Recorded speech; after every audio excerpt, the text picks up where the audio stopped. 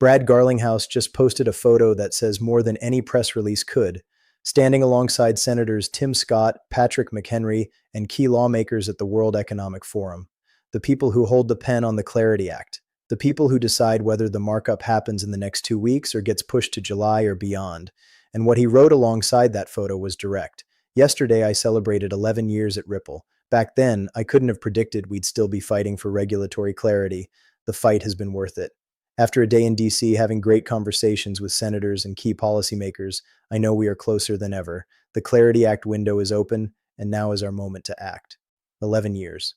From a company most of traditional finance had never heard of to the CEO standing shoulder to shoulder with the chairman of the Senate Banking Committee, lobbying for the most important piece of digital asset legislation in American history. That trajectory tells you everything about where Ripple sits in the power structure of crypto regulation, and the timing is not accidental. The Senate returned from recess on April 13th. The markup window is open. Galaxy Digital said if it doesn't clear committee by end of April, it's likely dead for 2026. The next 2 weeks are the entire game. This is not financial advice. I am sharing publicly available information for educational purposes. Always do your own research. Before we get into it, drop DC in the comments if Garlinghouse standing with Tim Scott gave you confidence the markup is happening. Drop 2 weeks if the timeline pressure is what has your attention. Drop 11 years if the journey from SEC defendant to Senate ally is what hits hardest. I want to see which signal this community is reading. Welcome back. I am the calm analyst. Around here, we read the political signals as carefully as the price signals. Today, we're breaking down what Garlinghouse's DC meetings mean for the Clarity Act timeline, why the next 2 weeks are a binary event for XRP's trajectory, what happens to every catalyst we've been tracking if the bill passes or stalls, and why the positioning happening right now will determine who benefits when the outcome becomes clear. Let's get into it. Let me start with what the photo actually tells us, because in Washington, the image is the message. Brad Garlinghouse posted a photo with Senator Tim Scott, who is the chairman of the Senate Banking Committee. Tim Scott is the person who schedules the markup. His office holds the pen. If he says the markup happens in the week of April 13th or April 20th, it happens. If he doesn't, it doesn't. Garlinghouse is not meeting with a random senator. He is meeting with the single most important person for the Clarity Act's immediate future, and he's doing it in the first days after the Senate returned from recess. The timing is surgical. He also met with Senator Patrick McHenry and other lawmakers who have been instrumental in shaping the bill through the House and into the Senate. These are the architects of the legislation, the people who built the bipartisan framework that produced a 294 to 134 House vote. When a CEO celebrates 11 years at his company by spending the day in the halls of the Senate meeting with the chairman of the committee that controls his industry's legislative future, he is not making a social call, he is making a closing argument, and his language was deliberate. The Clarity Act window is open, now is our moment to act. That's not cautious corporate hedging, that's a direct statement that the time is now. If the political positioning just told you something about the timeline that the price chart hasn't reflected yet, smash that like button. Because political signals precede legislative outcomes, and the signals right now are as direct as they've ever been. Now let me frame what the next 2 weeks actually mean. Because this is a binary event and the community needs to understand both outcomes clearly. The Senate Banking Committee has 2 working weeks in April, the weeks of April 13th and April 20th. After that, recess. No more in-session dates until May. And by May, midterm politics begin consuming all available Senate floor time. Galaxy Digital's Alex Thorne was explicit. If the bill doesn't clear committee by end of April, it is likely dead for 2026. Senator Moreno confirmed the same. If it doesn't reach the floor by May, it won't move before the midterms, which pushes everything to 2027. The stablecoin yield dispute that killed the January markup attempt has been resolved. The revised language prohibits passive yield on stablecoin balances. The banking lobby got what they wanted. Their reason to block the bill is gone. The remaining open issues, DeFi provisions, token classification details, tokenization treatment, are under final review. Senator Lummis described the bill as close to agreement. Close, not done. But the pre-markup process is in its final stage. The SEC roundtable on April 16th will address implementation details for the Clarity Act framework. The commissioners running it are the same ones driving the SEC's entire crypto agenda. SEC Chairman Atkins has confirmed readiness. The SEC isn't waiting for Congress. They're building the implementation infrastructure, so deployment is immediate when the bill passes. Armstrong and Besant have endorsed the bill. The CFTC's Innovation Task Force, with Garlinghouse on it, is building frameworks ahead of legislation. David Sachs' 130-day term as White House crypto czar expired March 26th without replacement, so the final push is happening without a dedicated crypto advocate in the West Wing. But the institutional momentum is strong enough that it may not need one. If Tim Scott announces a markup date this week or next, XRP moves before the vote happens. The market prices legislative probability shifts, not confirmed outcomes. A scheduling announcement is the first signal. The vote is the confirmation. Comment below. What's your honest probability that the markup gets announced in the next 2 weeks? Type A percentage. 50%, 70%, 90%? I want to see the community's real-time assessment, because the outcome of the next 14 days determines the trajectory of the next 14 months. Now let me walk through both scenarios, because the calm investor prepares for both outcomes, not just the one they want. Scenario 1, the markup happens. The bill advances out of committee in late April, moves to the Senate floor in May, passes with bipartisan support given the House's 294 to 134 precedent. In this scenario, the commodity classification becomes permanent federal law, not reversible administrative guidance. Law. Every conservative institutional allocator, pension funds, insurance companies, sovereign wealth funds, updates their mandates to include XRP. The 7 ETFs see inflow acceleration. Standard Chartered's $4 to $8 billion in projected new ETF inflows begins materializing. The 401k rule's legal foundation becomes ironclad. Target date funds begin building crypto allocations. Ripple Treasury's corporate clients receive the signal to commit to on-chain settlement. The $13 trillion pipeline starts migrating.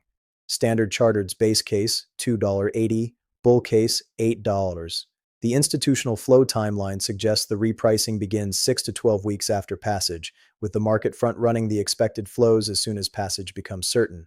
Near-term target if markup is announced, $1.45 to $1.60. If the bill advances through committee, $1.80 to $2.20. If passage is confirmed, $2.50 plus heading into the second half of 2026. And the 2026 year-end target with passage plus ETF inflow resumption, $3 to $5, accelerating toward the higher range if Bitcoin enters its cycle top. Scenario 2. The markup doesn't happen in April. The bill stalls. Midterm politics consume the Senate calendar. The Clarity Act is effectively dead for 2026. In this scenario, the commodity classification remains an administrative interpretation, reversible by a future SEC chair with a memo. Conservative allocators stay on the sidelines because they can't build institutional mandates on reversible guidance. ETF inflows remain tepid. The 401k pathway exists in theory, but fiduciaries won't embrace it without statutory backing. The $13 trillion pipeline stays in fiat because corporate compliance departments need federal law, not agency interpretation. XRP trades in the 1.20 to 145 range through the summer. The 127 support level becomes the battleground. Below that, 104 is where the bear models go. The 2027 narrative becomes dominant. Wait another year for legislation. Wait another cycle for the bull case.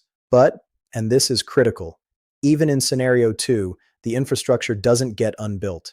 The agencies have provided functional clarity through their own rulemaking. The FDIC tokenized deposit ruling stands. The OCC charter pathway continues. The SWIFT certification remains live. The $13 trillion pipeline exists. The institutional partnerships don't dissolve because one bill stalls. The delay scenario extends the timeline. It does not destroy the thesis. It means the adoption curve moves more slowly, with institutions advancing under agency guidance rather than legislative mandate. The repricing events happen later and more gradually, rather than in the concentrated window that a Clarity Act passage would produce. Both scenarios are possible. One is significantly more favorable for XRP holders than the other, and the probability shifted meaningfully when Garlinghouse posted that photo standing next to Tim Scott in the first week the Senate was back in session. Subscribe right now, hit the bell, drop it in the comments. Because the moment any announcement comes from the Senate Banking Committee, a markup date, a scheduling confirmation, a vote, this channel will be breaking it down within the hour. The next 2 weeks are the most consequential weeks XRP has faced this year. Now let me address the broader context, because the Clarity Act is not the only event converging on this window. We also have the last FOMC meeting under Jerome Powell's leadership approaching. The Federal Reserve's rate decision and forward guidance will signal whether the liquidity cycle is turning from headwind to tailwind. If the Fed signals cuts, the macro environment flips from compression to expansion, and crypto, as the highest beta asset class, captures a disproportionate share of that rotation. We have the Iran-US negotiations continuing. The geopolitical uncertainty that's been suppressing risk assets has a defined endpoint. The 2-week pause in strikes creates a window where resolution becomes possible. And if geopolitical pressure eases while the Clarity Act advances, the combination removes both the macro headwind and the regulatory uncertainty simultaneously. And we have Kevin Warsh potentially entering the picture as the next Fed chair. His portfolio includes crypto exposure, a crypto-aware Fed chair combined with a crypto-friendly administration and a statutory framework from the Clarity Act would represent the most favorable policy environment any digital asset has ever operated in. 3 catalysts, same window: Clarity Act markup, FOMC guidance, geopolitical resolution. Anyone alone moves the market. All 3 together produce the kind of repricing event that defines cycles. Now let me close with the positioning, because what you do in the next 2 weeks matters more than what you've done in the last 2 months. Charles Hoskinson, the founder of Cardano, made comments about Garlinghouse. The crypto community noticed, and the response from the XRP community was direct. Jealousy is an ugly look, because while other projects debate philosophy, Garlinghouse is in the Senate, meeting with the chairman, making the case, positioning Ripple and XRP for the legislative outcome that unlocks everything. 11 years. From a company nobody in Washington knew to the CEO standing next to the man who decides whether the most important crypto bill of 2026 gets a vote. That's not hype. That's strategy executed over a decade, and the execution is entering its final phase. The people positioned before the markup announcement benefit from the probability shift. The people who wait for confirmation buy after the market has already priced it in. That's how markets work. They price probabilities, not events. And the probability just shifted with a photo from the Senate. Every catalyst we've tracked, the $13 trillion pipeline, the SWIFT certification, the 30 out of 50 bank convergence, the ETF infrastructure, the 401k pathway, the commodity classification, the FDIC ruling, the OCC charter, the quantum security, the AI economy, the M2 expansion, the carry trade unwind, the whale accumulation, the supply compression. Every single one of those catalysts activates faster and more powerfully if the Clarity Act passes. The bill is the multiplier, and the multiplier is being decided in the next 2 weeks. All in is mandatory before clarity is out. That's what I posted on X, and I stand behind it. Not because of blind optimism, because of 40 scripts worth of documented infrastructure, regulatory progress, institutional positioning, and macro alignment all pointing in the same direction. With the final catalyst, the legislative multiplier, now in its definitive window. Price is a distraction. Value is the reality. Structure is what matters. And the structure converging on the next 2 weeks, Garlinghouse meeting Tim Scott, the Senate back in session, the markup window open, the stablecoin dispute resolved, the SEC roundtable scheduled, the FOMC approaching, and geopolitical resolution possible, is the most concentrated catalyst stack XRP has ever faced. In a market fueled by emotion and noise, we thrive on data and composure. Remember, haste leads to loss, while calm analysis leads to victory. Comment, calm analyst below. Let me see who's positioned, and share this with someone who still thinks nothing is happening with XRP because the price is at 1.37. Show them the photo, show them the timeline, show them the next 2 weeks, and let the political signals speak for themselves. Like, subscribe, notifications on. I'll see you in the next one. Stay patient, stay rational, and as we always do, we don't wait for the future, we plan for it. Peace.